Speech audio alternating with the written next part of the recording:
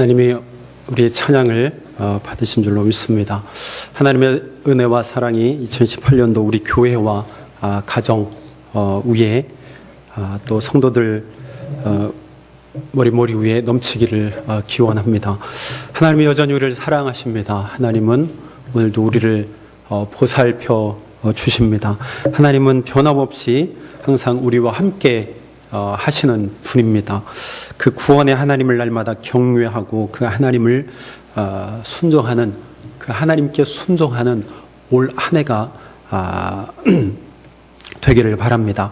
한 해 동안 우리 교회와 또 여러분들의 가정 가운데 행복하고 기쁘고 즐거운 일들이 더욱더 많아지기를 기원합니다.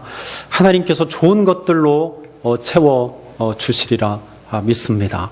할렐루야, 아멘 하는 자에게 복이 임합니다. 사모하는 자에게 복이 임할 줄로 믿습니다. 하나님을 바라보는 자, 하나님께 귀 기울이는 자에게 하나님께서 은혜와 복으로 채워주실 줄로 믿습니다. 오늘 본문은 바울이 제3차 전도 여행지 중 하나, 그것이 바로 에베소였는데요. 에베소에서 있었던 일을 소개하고 있습니다.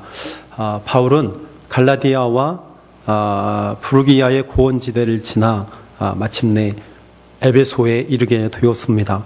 에베소는 지금의 터키 서남부에 있는 도시인데요. 바울이 있었던 당시에 그 아시아 주의 수도였습니다. 항구 도시였죠. 그래서 아테네와 즉 그리스와 마주보고 있어서 뱃길로 왕래하는 일들이 잦았다고 합니다. 배들도 왕래하고 그것을 통하여서 많은 사람들이 서로 왕래하는 그러한 큰 도시 중 하나였습니다.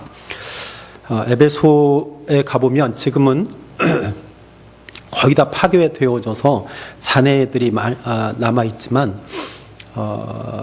특히 그 도서관, 두란노 도서관을 보면 지금도 굉장히 크게 느껴집니다. 그 일부만 남아있는데 그런 유적들이 많이 남아있습니다. 도서관을 비롯해서 또 신전 유적들, 또 극장들, 또 상점들, 그러한 원형 극장들, 그리고 그 원형 극장에 가보면 그 노래할 수 있는 그러한 형태가 지금도 그대로 남아있고 어느 한 지역에 가서 노래를 부르면 정말 희한하게 그 소리가요 전체로 다 울려 퍼지는 것을 볼 수 있습니다. 꼭 거기만 가면 한 발자국, 한 뼘이라도 벗어나면 소리가 들리질 않아요.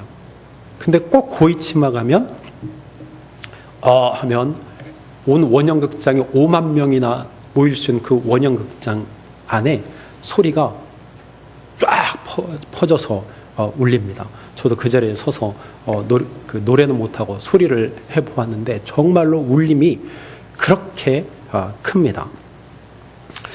이러한 에베소의 유적들을 볼 때에 그곳이 얼마나 문화적으로나 종교적으로 발달한 곳이었는지 우리에게 잘 보여줍니다. 에베소는 특별히 또 아데미 여신을 숭배하는 그런 중심지이기도 했습니다. 바울은 2차 전도 여행 때 잠깐 에베소에 머물러서 전도를 한 적이 있습니다. 그곳에서 머물면서 복음을 전했습니다. 그래서 여러 사람들이 바울에게 부탁을 했어요. 더 머물러서 우리에게 말씀을 좀 가르쳐 주십시오. 그렇게 부탁을 했지만 바울은 하나님의 뜻이 있다면 다시 내가 이곳에 오게 될 것입니다 라고 약속을 하고 에베소를 떠나게 되었습니다. 그리고 마침내 약속대로 에베소에 들어가게 된 것입니다. 에베소에 들어온 바울은 바로 거기서 어떤 제자들을 만나게 됩니다. 에베소에서 바울이 만난 어떤 제자들은 디아스포라 유대인들로서 예수님에 대해서 부분적으로 알고 있던 아볼로에 의해서 전도함 받고 신앙생활을 시작한 사람들로 보입니다. 이들은 바울을 반갑게 맞이했고 바울도 또한 그들을 보면서 아마도 천군만마를 얻은 것처럼 생각되었을 것입니다. 사도행전 18장 24절에 보면 아볼로에 대해서 잠깐 소개하는데, 아볼로는 말을 아주 잘했던 사람이라고 이야기를 하고요. 성경을 잘 알고 있었던 사람이라 그렇게 소개를 하고 있습니다. 그가 바울처럼 회심을 해서 예수를 믿는 사람이 되었습니다. 근데 한 가지 특이할 것은 그가 세례 요한의 요한의 세례만 알고 있었다는 것입니다. 요한의 세례만 알고 있었던 그 아볼로, 그의 전도를 받고 예수를 믿은 신앙생활을 하기 시작한 그 어떤 제자들, 그들도 역시 요한의 세례만 알고 있었습니다. 세례 전통은 세례 요한으로부터 시작되었죠. 그죠? 세례 요한으로부터 시작되었습니다. 세례 요한은 요단강에서 회개하라, 천국이 가까웠느니라 라고 선포했습니다. 예수님보다 먼저 하나님 나라의 복음을 선포한 자였습니다. 그리고 요단강에서 세례 요한은요, 회개의 세례를 베풀었습니다. 도끼가 이미 나무 뿌리에 놓였으니 회개에 합당한 열매를 맺으라, 세례 요한이 선포했습니다. 이것을 가리켜 본문은 회개의 세례다, 그렇게 표현을 합니다. 그래서 많은 사람들이 요단강으로 나와서 요한에게 세례를 받고 세례 요한의 제자가 되었습니다. 요한의 세례는 기독교 신앙에서 아무리 강조해도 지나치지 않습니다. 매우 중요합니다. 초기 기독교에서 세례가 굉장히 중요한 하나의 교회 예식으로 잡은 데에는 바로 세례 요한의 제자들의 역할이 컸다고 볼 수 있습니다. 그들이 곳곳에 흩어지면서 그 세례 요한의 그 세례를 강조했기 때문에 그것이 자리 잡은 것 아닌가 그렇게 생각되어집니다. 문제는 교회 안에서 세례 요한을 따르는 이들과 예수님을 따르는 사람들이 대립했다는 데 문제가 있습니다. 고린도전서 1장 10절 이하에서 이런 다툼에 대한 이야기들이 기록되어져 있습니다. 바울은 고린도 교회에서 분쟁이 일어났다는 소식을 듣지요. 내가 이것을 말하거니와 너희가 각각 이르되 나는 바울에게, 나는 아볼로에게, 나는 게바에게, 나는 그리스도에게 속한 자라 한다는 것이다. 그러니까 고린도 교회에 분파가 생겨났어요. 그러니까 바울파, 아볼로파, 그리고 게바파, 그리스도파. 이게 어디부터 시작됐냐면 바로 세례에서 시작된 것입니다. 당시 고린도 교회 성도들이 여러 지도자들에게 세례를 받은 것으로 보입니다. 누구에게 세례를 받았느냐에 따라서 서로 파가 갈리게 된 것이죠. 그러니까 세례 때문에 문제가 생겨서 파가 갈리게 된 것입니다. 이 교회 안에서. 이러한 이야기를 전해들은 바울은요, 누구에게서 세례를 받았느냐 하는 것이 중요하지 않다는 것을 강조하게 됩니다. 그리스도께서 나를 보내심은 세례를 베풀게 하려 하심이 아니요 오직 복음을 전하게 하려 하심이로되 말의 지혜로 하지 아니함은 그리스도의 십자가가 헛되지 않게 하려 함이라 라고 이렇게 말합니다. 세례 때문에 분파가 생긴 그 고린도 교회를 향해서 그것도 중요하지만 그러나 그보다 더 중요한 것은 바로 복음이라는 것을 말씀하십니다. 복음.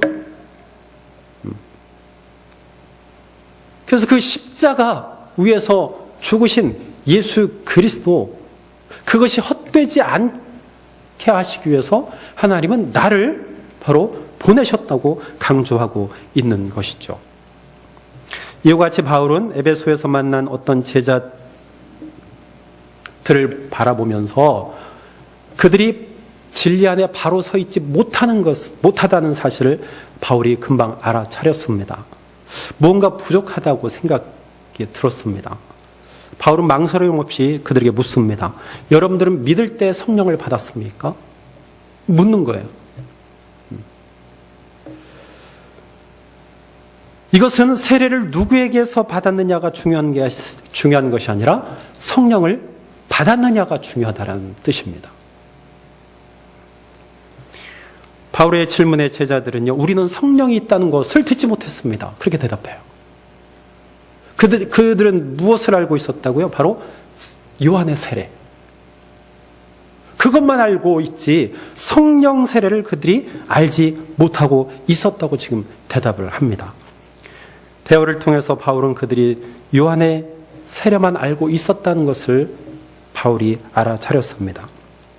바울은 요한의 세례가 그들의 지난날의 죄를 씻는 회개의 세례이지만 참 사람이 되기 위해서는 그것만으로는 부족하다고 말합니다.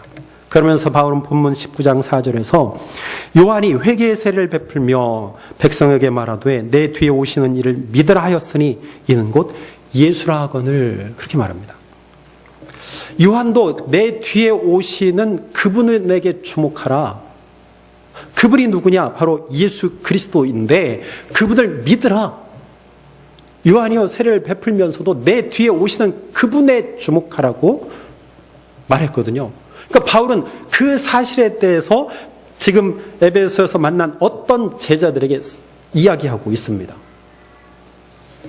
바울은 세례 요한이 자기를 주목하지 말고 그 예수에 대해서 주목하라는 것을 상기시킵니다. 마태복음 3장 11절이죠.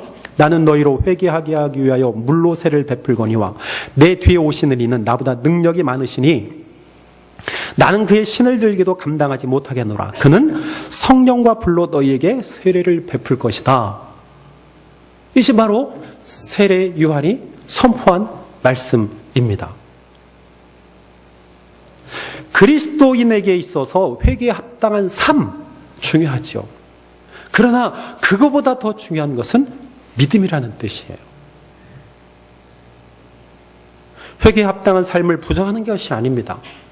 회개에 합당한 삶, 그것을 뛰어넘으라는 뜻이 거기에 있는 것입니다.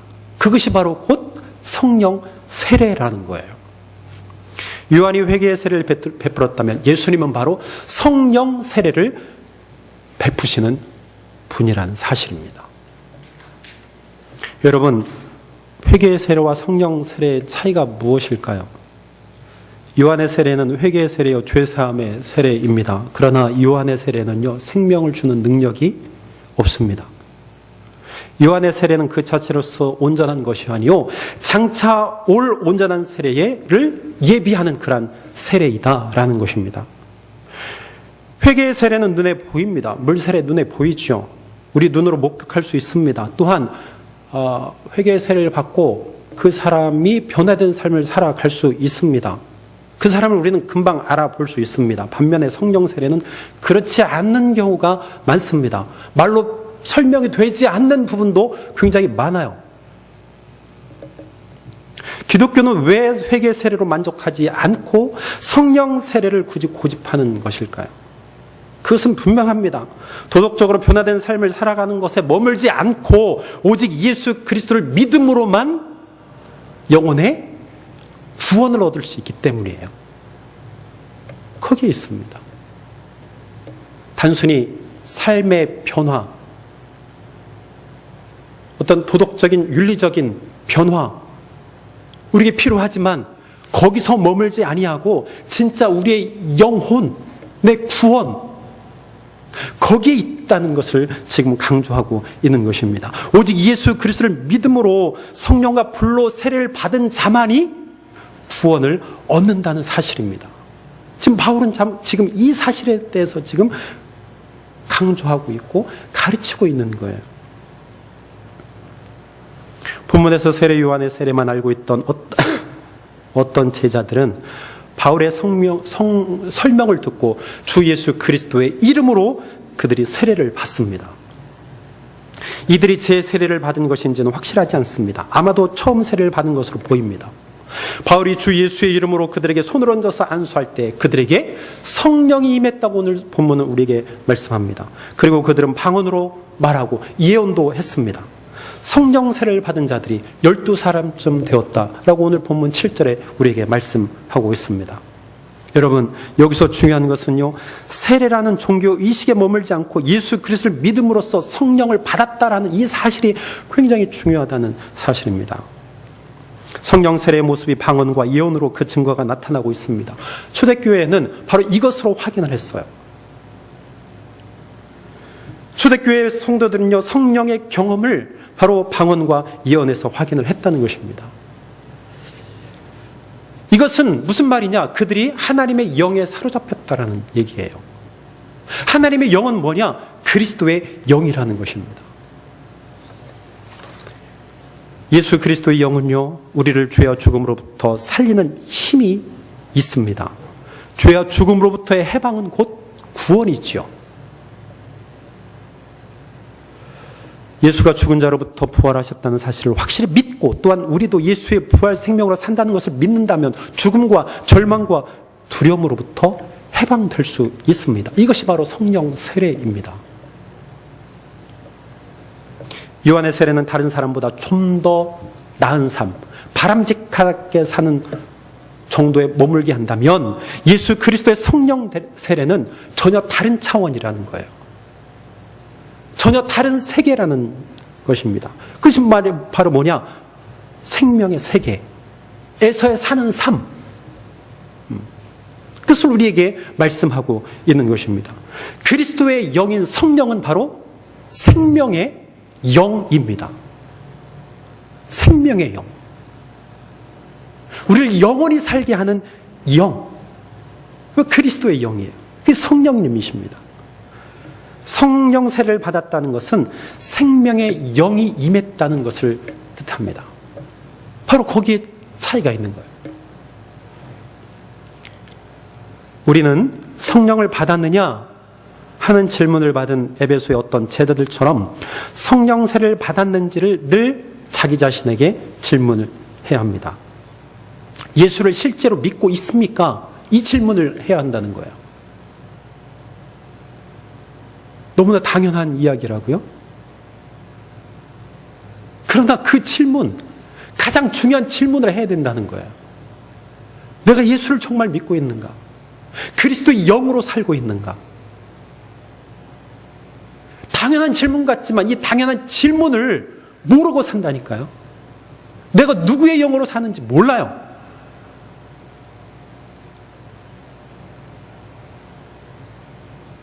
성령을 받았다라는 말은 기쁨과 자유와 평화와 사랑의 능력이 우리의 영혼 가운데 충만하게 되었다라는 뜻입니다. 그런 성령의 놀라운 능력이 우리의 삶 가운데서 날마다 확장되는 거예요. 그 질문을 하라는 것입니다.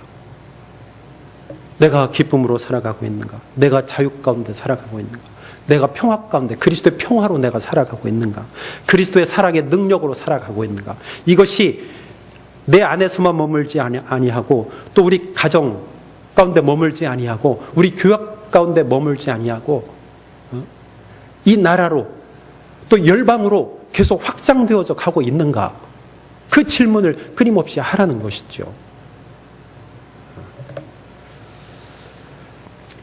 로마서 6장 4절은 그러므로 우리가 그의 죽으심과 합하여 세례를 받음으로 그와 함께 장사되었나니 이는 아버지의 영광으로 말미암아 그리스도를 죽은 자 가운데서 살리심과 같이 우리로 또한 새 생명 가운데서 행하게 하려 함이라. 이렇게 말씀합니다. 예수 그리스도와 함께 죽고 예수 그리스도와 함께 살아난 자는 성령의 세례를 받은 자입니다. 성령의 세례를 받은 자는 새 생명 가운데 행하는 자입니다. 여러분, 오늘 우리는 어떻습니까? 세례 요한의 회개 세례에 머물러 있는 건 아닌지요? 회개의 세례, 그 세례에 머물러 있는 것은 아닙니까? 거기에 만족하고 있는 것은 아닙니까? 나도 세례를 받았으니 나는 이제 다 됐다. 무슨 자격증 따듯이 물세례에 머물러 있는 것은 아닌가요? 오늘 예수님만을 그리스도로 고백하고 그의 이름으로 세례를 받은 우리에게 그리스도의 영인 성령 세례의 증거가 우리의 삶 가운데 지금 나타나고 있습니까? 기독교인으로 살아가는 이런 질문을 우리는 스스로 해야 되는데 이 질문을 스스로에게 할 때, 또 질문을 받을 때 우리는 이 질문에서 벗어나고 싶지만 벗어날 수가 없어요. 벗어나서도 안 돼요. 정말 우리의 삶 가운데 나타나고 있습니까? 이 질문을 끊임없이 해야 한다는 것이죠. 내가 성령의 영으로 사는데, 그리스도의 영으로 살아가는데 그 모습이 우리의 삶 가운데 나타나고 있는지, 우리는 이 질문에 직시해야 됩니다. 그래서 나의 삶 가운데 성령 세례의 증거가 나타나도록 예수 그리스도를 통해서 생명 세계 안으로 내가 들어가야 한다는 것입니다. 그리고 성령 충만해서 살아야 합니다. 성령 세례를 받아서 성령 충만으로 사는 자들이 모인 공동체, 그것이 바로 생명 공동체예요. 이런 의미에서 우리 내시빌 한신교회가 생명 공동체라고 할 수 있습니까? 어떻습니까? 우리 공동체가 생명의 공동체입니까? 사람을 살리는 공동체입니까? 우리 교회가요, 사람을 살리는 생명 공동체가 되기를 바랍니다. 그리고 우선 내가 성령 세례를 받아야 돼요. 그리스도의 영에 사로잡혀서 살아야 합니다. 그래서 우리의 삶 가운데 날마다 그 세례의 모습들이 드러나야 합니다. 나를 전적으로 하나님 앞에 맡길 때 가능해요. 우리의 눈을 세상으로 향하지 아니하고 주께 향할 때 가능하다는 것입니다. 내가 살아야 교회가 사는 거예요. 내가 생명 그리스도의 영으로 살아야 우리 교회가 그리스도의 영으로 살게 되는 것입니다. 우리 교회가 그리스도의 영으로 살아나야 이 지역이 살아나는 거예요. 나라가 살고 열방이 사는 것 아니겠습니까?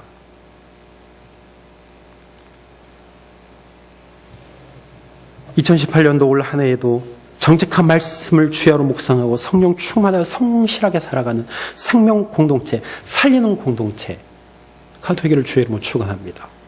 바로 내가 중요해요. 올 한 해도 그리스도의 영에 사로잡혀서 정말 생명 공동체가 생명 공동체로 하나님 앞에 영광 돌리는 한 해가 되기를 주의 이름으로 축원합니다. 기도하겠습니다.